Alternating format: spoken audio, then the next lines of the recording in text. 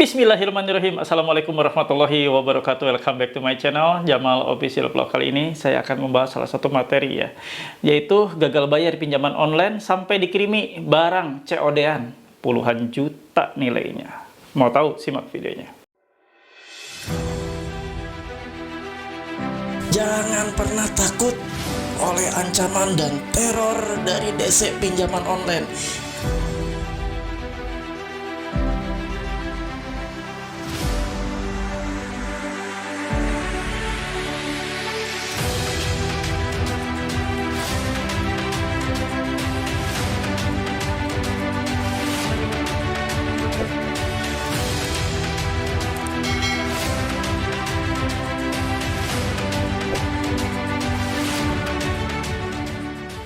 Alhamdulillah teman-teman, bertemu kembali ya dengan channel saya ini yang tetap ada bersama kalian untuk bersama-sama terus selamanya bersama kalian untuk mengedukasi kalian ya terkait masalah gagal bayar di pinjaman online. Kali ini saya akan membahas salah satu topik yang cukup menarik yang harus kalian ketahui, yaitu gagal bayar di pinjaman online sampai dikirimi barang COD-an puluhan juta nilainya. Seperti apa ini? Kayak gini ya. Ini pasti akan membuat shock teman-teman semua ketika menghadapi situasi seperti ini. Tapi tenanglah ya. Nanti saya akan kupas tuntas dan bagaimana sih cara antisipasinya. Nah, ini perlu kalian ketahui dan perlu kalian tonton.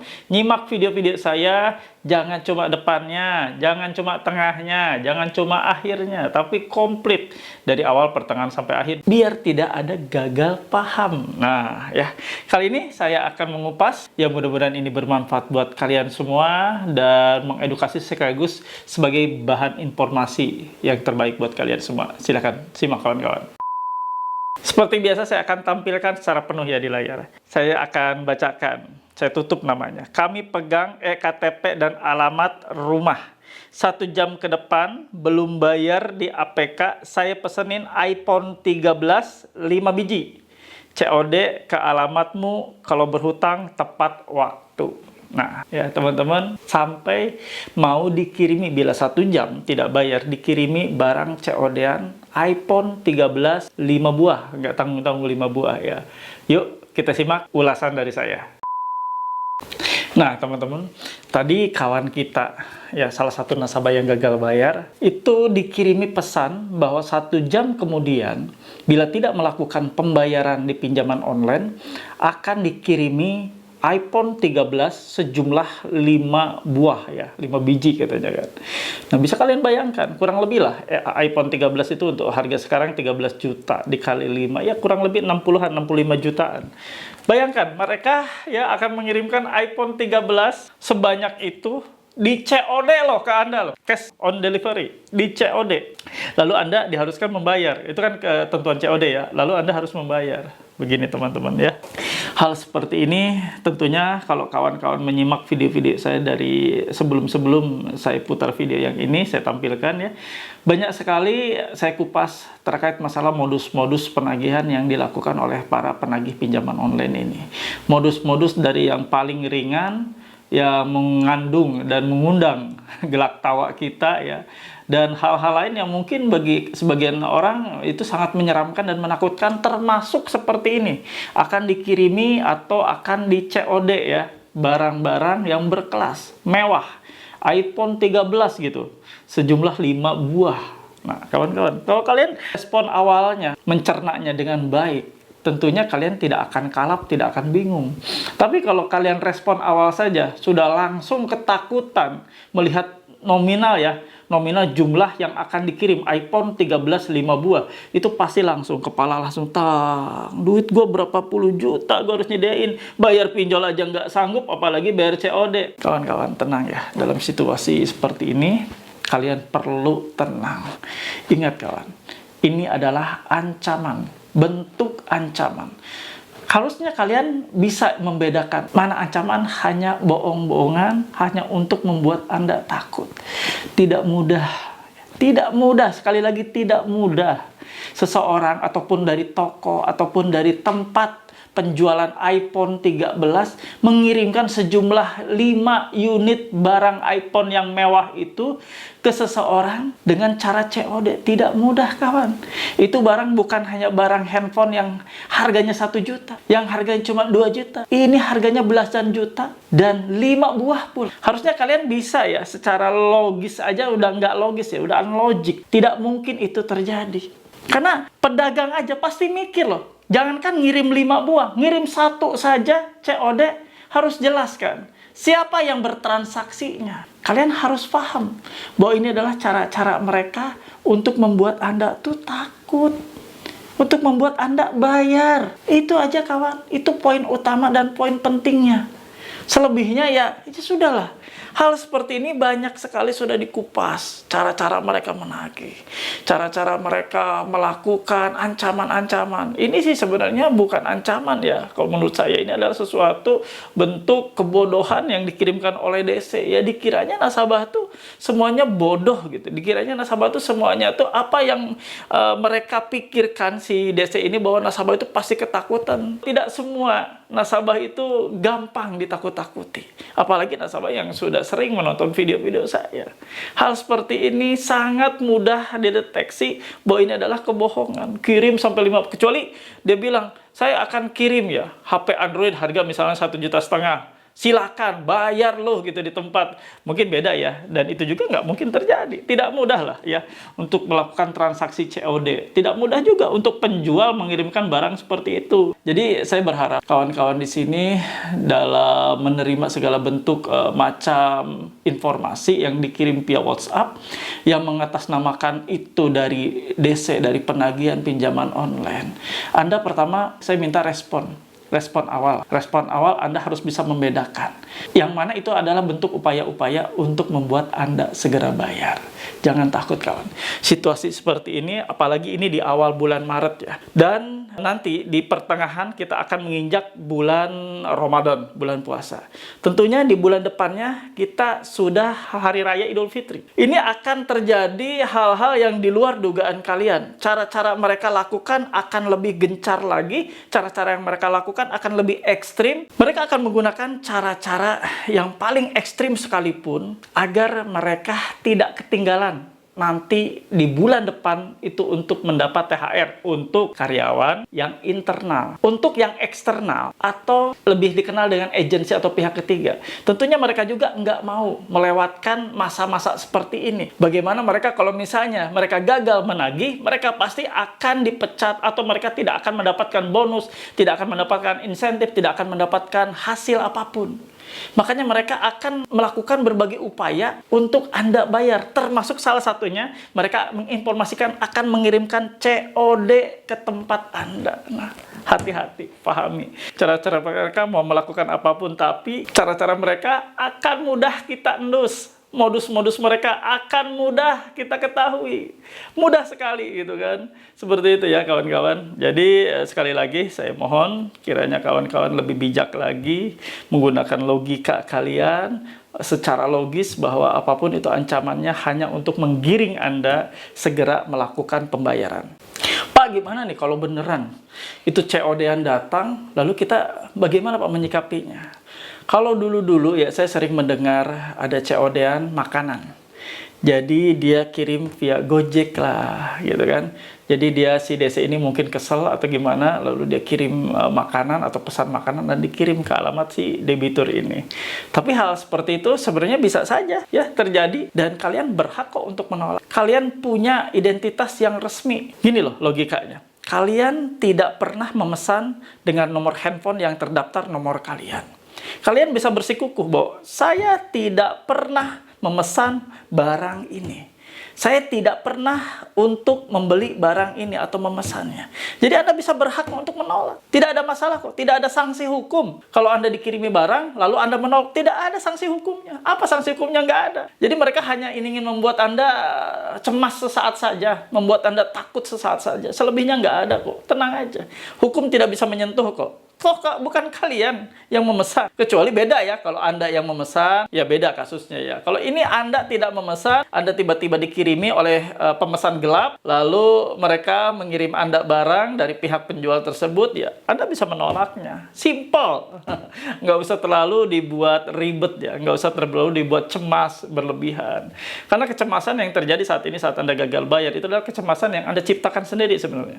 Kecemasan ini ada pola sendiri, seolah-olah ini adalah sesuatu hal yang benar, akhirnya Anda terjebak dalam lingkaran kecemasan tersebut, dan akhirnya Anda gelap mata. Bisa jadi Anda gali lubang, tutup lubang, cari utangan, cari dana talang, kesana kemari. Gimana caranya nutup ini supaya apa yang diancamkan oleh para DC pinjol ini tidak terjadi. Ya, jangan lakukan itu kawan. Santai saja. Menghadapi situasi seperti ini, gagal bayar seperti ini adalah situasi yang tersulit buat kalian tentunya. Situasi yang tidak menyenangkan. Jangan pernah kalian berpikir bahwa gagal bayar itu adalah situasi yang aman dan nyaman. Banyak sekali yang bertanya, Pak, gagal bayar bagaimana caranya Pak? Pak, apakah aman gagal bayar di pinjol ini? Apakah akan ditagih Pak? Dengerin kawan-kawan. Kalau Anda masih berpikir bahwa Anda ingin nyaman, ingin aman dalam situasi gagal bayar, itu tidak akan pernah Anda dapatkan. Situasi gagal bayar tentunya situasi yang paling tidak nyaman. Bisa Anda ditagih setiap saat, bisa Anda didatangi, bisa Anda dipermalukan ke kontak darurat atau ke kontak-kontak handphone lainnya, itu semua bisa terjadi. Dan antisipasinya sudah saya ajarkan bagaimana caranya. Ya, caranya diantaranya kalian harus kasih tahu dulu. Ketika mau gagal bayar nih, jatuh tempo tanggal 5, Anda tanggal 1 sudah kasih pemberitahuan ke semua kontak handphone Anda. Bila suatu saat ada yang melakukan penagihan atas nama Anda, kasih tahu. Dan mohon maaf atas ketidaknyamanan. Jadi biar mereka tidak shock. Itu antisipasi yang paling utama. Lalu lain-lain halnya bisa Anda abaikan. Cara-caranya dengan cara mengabaikan segala bentuk macam penagihan. Baik itu pesan WhatsApp, pesan SMS, ataupun telepon. Itu kawan cara-cara. Jadi jangan dibuat sesuatu situasi yang terlalu mencemaskan bagi diri Anda.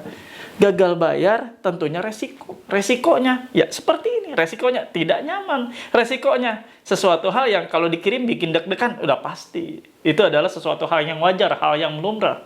Kalau Anda dikirimi pesan WA, lalu tiba-tiba Anda langsung shock, langsung deg jantung Anda gitu kan, seperti itu wajar kawan. Berarti yang menandakan Anda hidup.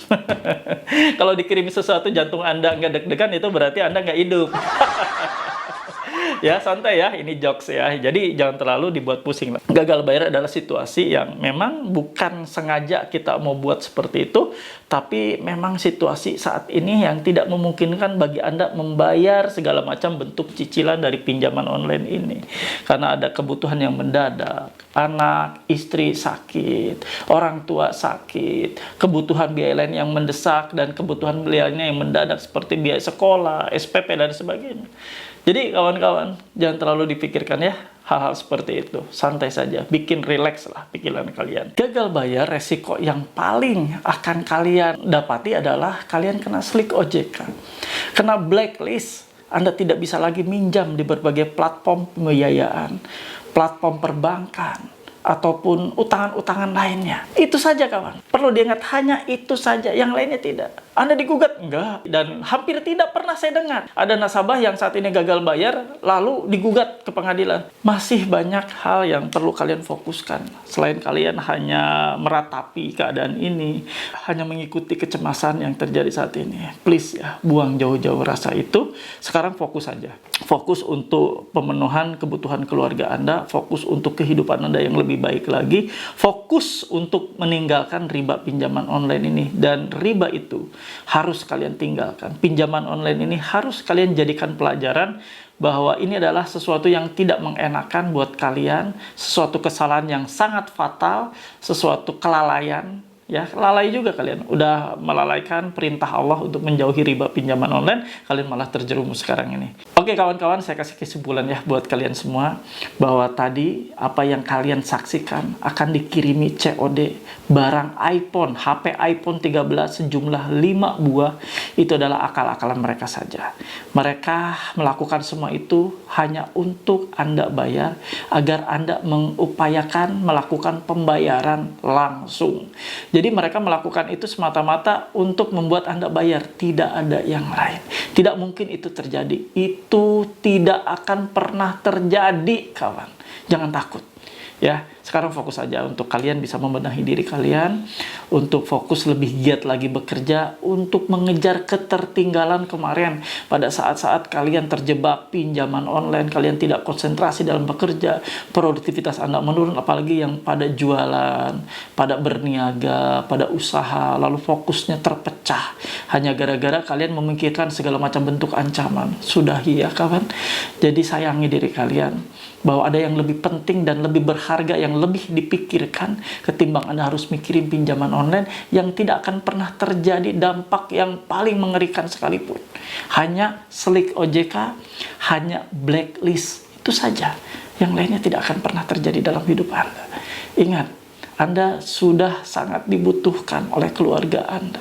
Anda sudah sangat dibutuhkan oleh anak istri Anda. Yuk kita bangkit, kita kembali mengejar ketertinggalan akibat kemarin kita tidak fokus hidup, tidak fokus untuk bekerja, tidak fokus beraktivitas. Sekarang saatnya kita untuk mendobel kapasitaskan. Yang tadinya bekerja malas-malasan, tidak semangat-semangat lagi kawan.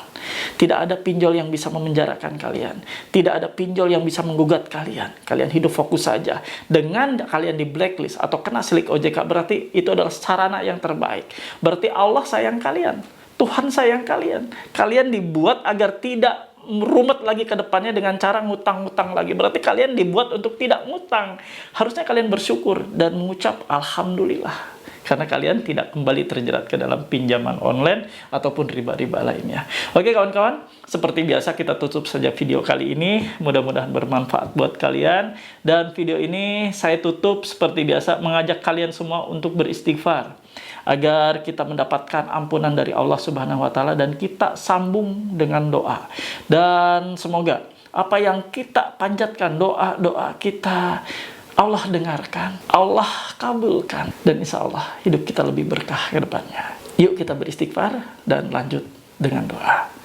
Astagfirullahalazim. Astagfirullahalazim. Astagfirullahalazim. Yuk teman-teman, kita beristighfar, mohon ampunan atas segala salah dan dosa yang sudah kita perbuat. Terjerat ke dalam riba pinjaman online adalah sesuatu hal yang memang sengaja kita buat. Walaupun kita tidak pernah menakar sampai sejauh mana bahaya dan resikonya yang saat ini sudah kita telan. Kita telan, kita rasakan, dan kita nikmati dalam sesuatu yang sangat pedih. Dipermalukan siang hari, dibuat malu, diintimidasi, diancam. Malam harinya kita dibuat gelisah, tidak bisa tidur, tidur pun tidak berkualitas, tidak nyenyak. Karena kita memikirkan besok jatuh tempo lagi, lusa jatuh tempo lagi. Itulah kawan-kawan, kenapa kita harus segera keluar dari jeratan riba pinjaman online. Kita hidup kembali normal, benar-benar tobat, hijrah, istiqomah untuk tidak lagi melakukan riba pinjaman online. Yuk kita berdoa. Ya Allah, ya Rabb, yang Maha Pengasih, Maha Penyayang, ampuni kami ya Allah. Ampuni kami yang saat ini kami masih terjerat ke dalam riba pinjaman online. Ya Allah, berkahi langkah-langkah kami, berikan petunjuk yang terbaik yang datang darimu ya Allah. Jauhkan kami dari rezeki yang haram, dekatkan kami dengan seluruh rezekimu yang halal ya Allah. Permudah ikhtiar-ikhtiar kami, perlancar usaha-usaha kami, pekerjaan kami, aktivitas kami. Hanya satu ya Allah, kami ingin mendapat keridhaan-Mu. Kami ingin mendapat keberkahan-Mu ya Allah. Sehatkan kami semua agar kami dapat menggapai dan menjemput seluruh rezeki-Mu yang halal dengan maksimal. Amin ya rabbal alamin. Alhamdulillah teman-teman, ada di penghujung video. Ya mudah-mudahan kalian semua paham ya setelah menonton sampai akhir dari tayangan ini. Dan pastikan kalian sudah mendukung dan mensupport channel ini ya dengan cara di subscribe channel Jamal Official Vlog, lalu diaktifkan loncengnya. Kenapa harus diaktifkan loncengnya? Agar Anda mendapatkan pemberitahuan atau notifikasi ketika ada uploadan atau video terbaru dari saya, Anda langsung mendapatkan informasi segera seketika itu juga. Dan bila kalian merasa bahwa video saya ini bermanfaat, mohon kiranya dan sudi kiranya ikhlas ya untuk membagikan video ini ke berbagai media sosial kalian. Insya Allah ketika saudara kita yang ada di ujung manapun, di daerah manapun, menerima kiriman dari kita, hasil share kita tentang video-video ini yang menguatkan mereka, menumbuhkan mental mereka, insya Allah ketika mereka hijrah, mereka tergugah, lalu mereka tobat, lalu mereka istiqomah, itu menjadi pahala jariah, pahala ternikmat buat kalian semua. Yuk teman-teman, kita akhiri video kali ini, dan mudah-mudahan kalian tetap semangat, stay strong, keep strong. Wallahul muwaffiq ila aqwamit thoriq. Wabillahi taufiq wal hidayah. Wassalamualaikum warahmatullahi wabarakatuh. Bravo.